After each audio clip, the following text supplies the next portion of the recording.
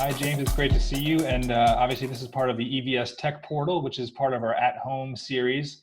This is our first official multi-week webinar in this new virtual world. Obviously, At Home Production is probably the biggest thing out there, not because people want to do it, because they have to do it. So give me a sense of sort of your take on what's been going on the last 8 weeks when you look at it in the big picture as far as market trends and that sort of thing. Yeah, I mean, there's been lots of different things going on where, again, I think that times like this always accelerate innovation. They cause everyone to relook at the way they're doing things, to figure out what they should focus on. A lot of our customers have been, evolving their workflows. At EVS, we're helping to support a lot of those engagements. And as a lot of you have seen, in terms of not sitting still as a company, we've still been hiring people. We've still been, doing acquisitions, as you've seen. So newer portfolio on the EVS side for our media infrastructure category after we acquired Axon. Those are pretty big top of mind things at EVS. Sure. And those are really kind of part of our strategy in the tool set of how we help live production really execute. And so it's part of our strategy for IP, strategy for more control and more workflows, really trying to focus at how we make sure we complement our own tool sets for how we serve live production. Sure. Well, let's talk a little bit just quickly about Axon. What does it mean for the U.S. market? I know that one of the key drivers for the acquisition was the opportunities here in the U.S. market where Axon isn't as well known. So for those who aren't familiar with Axon, what do they mean and what do they bring to the table as far as rounding out your product portfolio and capability? Yeah, so they've been very strong in especially parts of Europe and Asia where the control systems with their Cerebrum product for really managing the infrastructure side of routing and switching and controlling the different objects in the infrastructure, as well as multi-viewers and processors with Synapse. As well as their newer entry level in their portfolio called Neuron, where it's really a network attached processor. All of these really fit in what we're categorizing as our newer media infrastructure category. They're really great building blocks when you think about how you're going to build the next generation of facility. It's getting beyond the normal point-to-point mentalities and the normal fixed purpose assets that only do one purpose. Right. It lets you really kind of take a different lens of view as you design out the next generation of broadcast facility. Gotcha. So here in the tech portal, the beauty of this page is we have some sales contact information. We also have some documentation and some other elements from you guys, video products, that kind of stuff. So we can focus on a kind of a bigger discussion here. So I know one of the big things you've probably seen and we've heard over the years is this whole at-home REMI, home run production. What is it? What should it be called? And now it's changing again, right? The definition of it. So I know you have a great little presentation here on sort of defining some of those terms. So you want to roll through this? I think it's always part of that good conversation. And, I think you guys have always said it before and what's going on out there. But maybe if I jump back, because I just realized I was on the wrong slide, traditional production, as we all, have known it for many, many decades now, has been where the equipment and the people are in the same location producing content that goes towards home. And as you really look one step further, that also means when you're in the broadcast center, where everything was usually located in the same place. So what we've kind of been making sure we're talking the same language inside of EVS, but also the way our customers look at the different problems, you start looking at the different evolutions that have taken place over the years and where we're at today. So, a long time ago, distant remote production, depending on how you want to use the terms, started meaning where you pulled the operator further away from where the equipment was, depending on the use case, depending on what you were trying to do. Whether that be equipment at the home, in some of these cases where you see studios being built up there or talent doing their shows and you control that from broadcast center, that was the normal commonplace for a while. And if I kind of compare the notes, then you started seeing this evolution for the last few years of centralized remote production, where you brought the signals back to the broadcast center, you switched it there. That's oftentimes where you saw many different operators and these production hubs or broadcast center approach as the way to produce content. And I think to me, what has really been intriguing during this time of coronavirus, we knew there were companies experimenting with this beforehand, but now you've seen this acceleration where you need to look at it from a different point of view, that now it's an operator literally at home and equipment is starting to become more distributed amongst different spots. And it's not always in one location. So that's the evolution we were seeing. And really, I think that's where I always like to reset the language, and this is just a one effort. It's not how everyone segments it, but it's one way to kind of think about the different terms, right? Distant production, centralized or distributed, and then you've got all the more unique terms that everyone uses. However we want to call it, I think we can all agree that production is changing from how and where equipment is, but the value of the operator and the value of the way they participate in the production is still really the goal that everyone's trying to make sure they're really active in the production, and you don't break down that quality that they used to have in the way they interacted. So real quick, so as far as the, what do you see as the opportunities for the, EVS operators, right? Who you have a lot of road warriors who go on the road for these shows. So how do you think these sort of workflows will impact, their careers and their lives? I mean, the ability to work from home. Well, I mean, for us, we see them as a valuable component of this. I mean, they bring the storytelling. They're the ones that really understand, the editorial efforts that have to happen in the production. They're the real essence. It's not just about the physical equipment that we make. We like to think we make great products, but it's really what they do with it, which is the magic. So those operators are the gold in this equation in terms of how they tell those stories. So their world has been pretty rocked by all of this, just like all of us on the sports side with the stoppage of so many sports.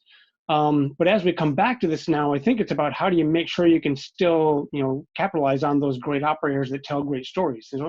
So we're really striving at how our pieces can allow them to work potentially from home, or maybe in some of these models where you're seeing these more, farms of production where some of the localized operators can come to a central place and operate in a safe way. Or whether it's all the way to the point when they can come and make it back to the trucks, they're really a key part of that. When I go one step further and talk about who is an EVS operator, yes, everyone thinks about LSM and replay operators, but we always like to remind everyone that when we look at World Cups and Olympics, or even just the normal day-to-day productions for entertainment that are still continuing, we have other operators. We have playback operators doing those shows, playing content, or we have producers using our tools to search for content and tell stories with our asset management tools like IP Director. So an EVS operator is actually a quite broader swath when you talk about an editor who's editing a show using our plugins that let them see into content. They can be anywhere these days, and those different tools that exist. So I would extend the category of an EVS operator to a much bigger group. Right. So obviously we're at the beginning of this possible transition, or this next step in this transition.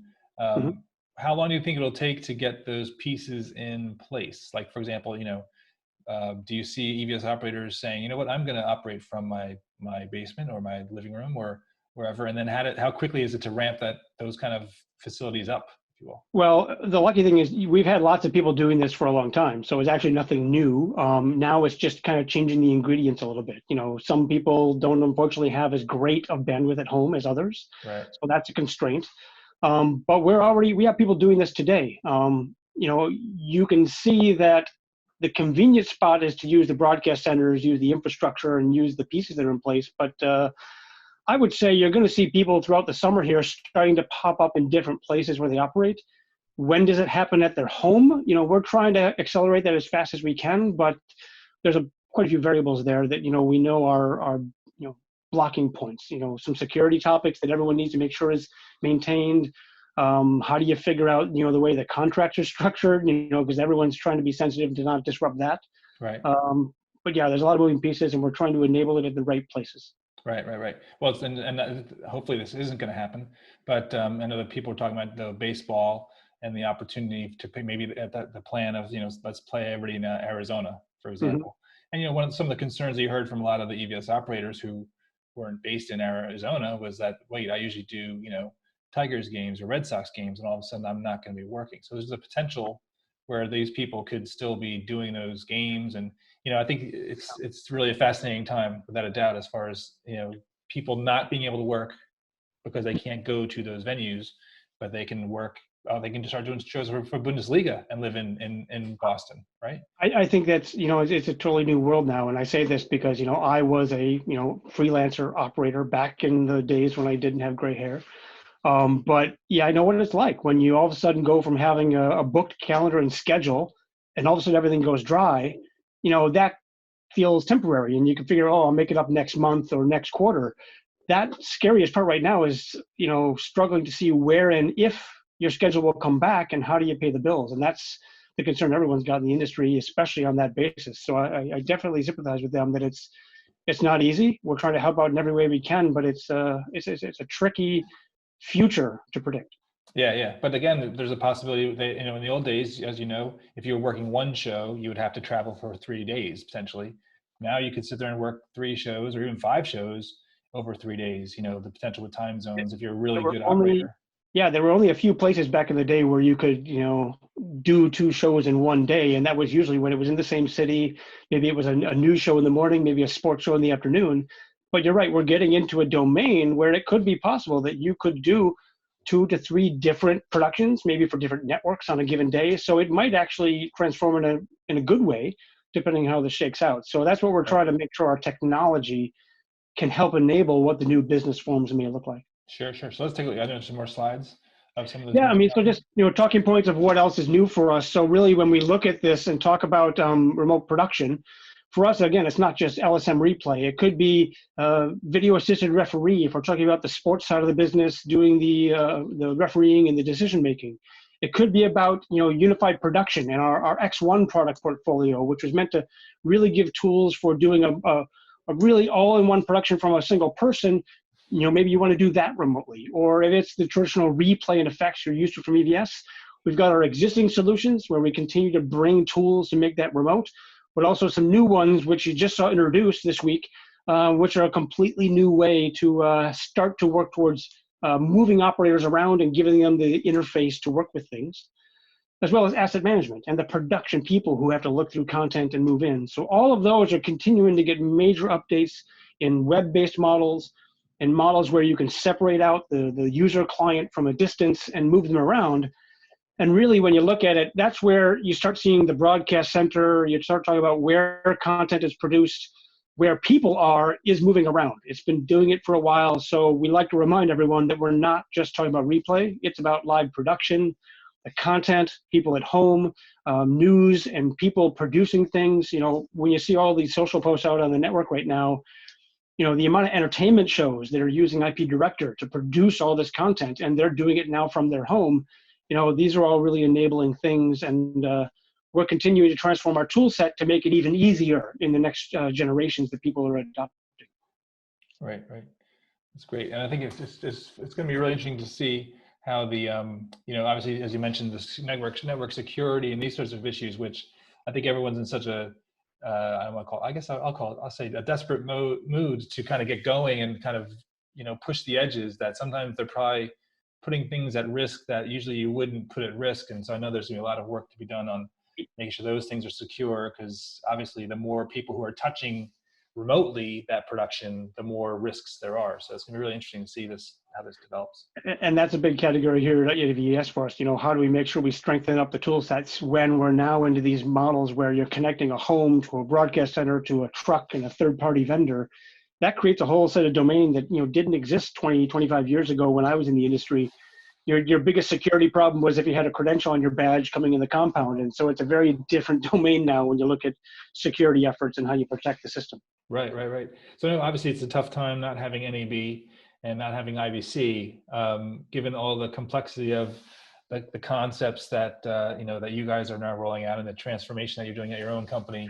And obviously, you know, Sony's doing some transforming, Grass Valley's, everyone's transforming, and unfortunately there's no way to get together and talk about these new virtualized workflows in person, which you really almost have to, because you're having virtual discussions about virtualized workflows. So what's your sense as far as the challenge for you and for the industry as far as making sure that everybody understands there are opportunities here without being able to go to an NAB or an IBC? Yeah, well, I think you'd already seen that transformation happening for years now, where the people, when they were looking out and seeking out information about products and comparing, right, they weren't always doing that at the trade show floor anymore. They were researching in other ways. So I think this has just accelerated how they can get exposed, how they experience and get a demo, how they reach out and ask for a sales or a demonstrator contact to show them how the system works. You know, you don't have to go to the trade show to do that anymore, even though there's still some barriers in how you really make it tangible and put your hands on some stuff.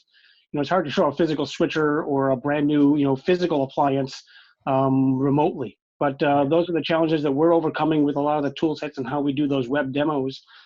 yeah, it's definitely accelerating, how people engage, how we set up meetings, and Great. we all spend a lot of time in front of a computer now, in front of a monitor and a camera. So. Exactly. Well, this tech portal is a very small way to help you in Yep. that. So appreciate the support of our event here. It's obviously the hottest topic out there, without a doubt. Lots of those links down below, lots of ways to look at some things there and take jumping off points to content. Yeah. Exactly. So thanks again for your time as always. Hope to see you soon somewhere. I think we all say that. We want to get back to at least the networking and the social side of those trade shows, or going back to the events and seeing the friends in the industry that we miss. I think I can speak for everyone there. I think we're all really missing that part of it. Indeed. Well, thanks again for everything, as always. Absolutely. Take care.